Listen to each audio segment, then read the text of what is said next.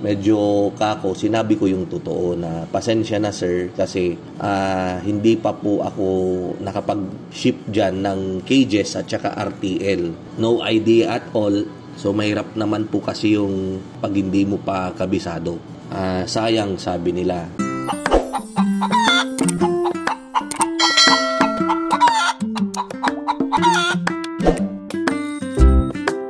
Good day po sa inyong lahat. Welcome na naman sa another episode ng ating vlog na kung saan ang topic po natin for today ay tungkol sa isang subscriber natin last year na nag-inquire sa atin regarding sa tamang design at tamang sukat ng layer house na pang 5,040. Ayan, so last year po yung kanilang inquiry, mga bandang April. To be exact, April 23, 2023. Ayan. So, sinagot natin at binigay natin yung sukat ng 5,040 heads. At kung hindi ako nagkakamali, sila yung naging dahilan kaya ata ako nag-vlog, napablog nung tamang sukat ng pang 5,040 heads capacity na poultry house. Kasi parang napanood nila yung vlog ko kay Sir Sumilang, napaano sila sa atin, napa-message sila. So binigay ko yung mga kinakailangan nilang sukat pang 5,040 heads na layer house. Sila ay nag-inquire din kung magkano yung battery cages natin at kung magkano yung RTL natin. So, sinabi natin kung magkano yung presyo. Kaya lang, yung bandang dulo ng usapan namin, parang ang location pala nila ay malayo.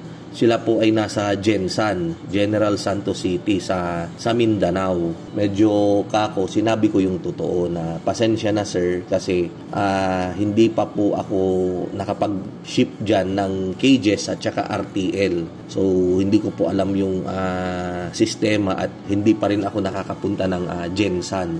No idea at all. So mahirap naman po kasi yung pag hindi mo pa kabisado. Sayang, sabi nila. Ayan. So binigyan ko pa rin sila ng sinabi ko yung presyo, tapos tignan na lang mabuti, hanap sila ng malapit-lapit na pwede nilang pagkuhanan ng kanilang RTL. Doon natapos yung aming conversation ni si Sir Robert Sales. Parang kung di ako nagkakamali, parang engineer po ata sila. Lumipas yung ilang buwan hanggang sa kahapon, nagulat na lang po ako. May message po sila sa akin ulit dahil sinisikap ko pong sagutin lahat ng mga inquiries ninyo, yung mga messages ninyo dito sa Mang Mags FB page. So isa sa mga nabasa ko at nabasa kong message doon ay yung galing kay Sir Robert. At nagulat po ako dahil tapos na pala yung kanilang pinagawang poultry house. Pinadala sa akin yung mga picture. Ayan. So, yan na po. Kumbaga, yan na po yung finished product.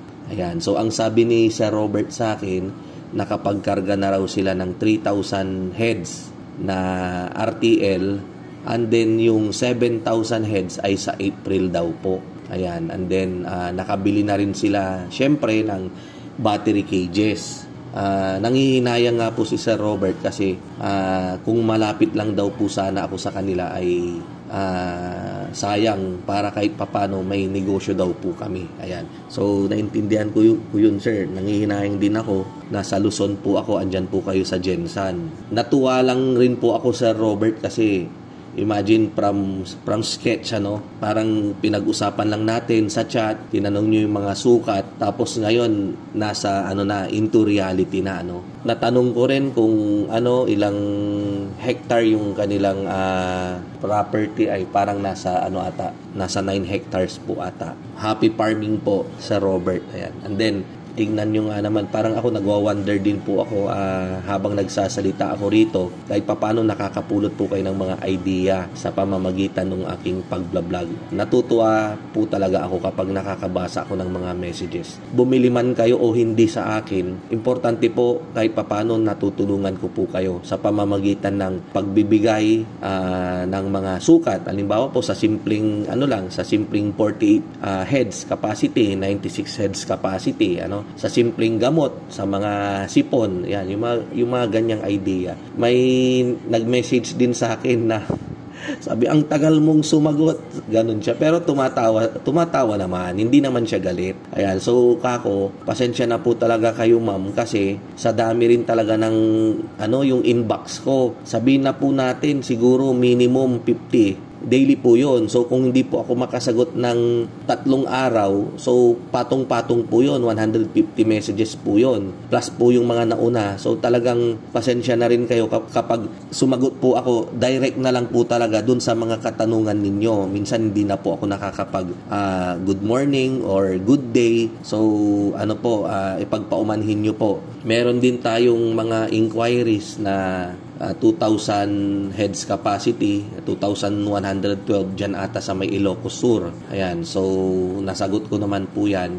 Tinatanong nga kung saan daw nila pwedeng i-online yung pera or idaan ko na lang kaya dyan. Ganun yung kanilang messages. So kako, mas mabuti po ma'am na idaan nyo na lang dito para kahit papano mag-meet po tayo in person. Yun po yung mga natin dito. Ongoing na po yung delivery ng pang February 22 po natin. Yung mga iba na una nang dineliveran, yung mga pa 1996 heads, mga 192, yan. So yung the rest po, abangan nyo na lang po. Maraming salamat po sa inyong panunood. Ayan. So once again, natutuwa po ako, Sir Robert, dahil sinend nyo po, na-inform nyo po ako sa naging kinalabasan ng inyong sinimulang project dyan. Ayan, sana magtuloy-tuloy po siya. Ayan, happy farming po. Ayan, mabuhay po tayong lahat and God bless.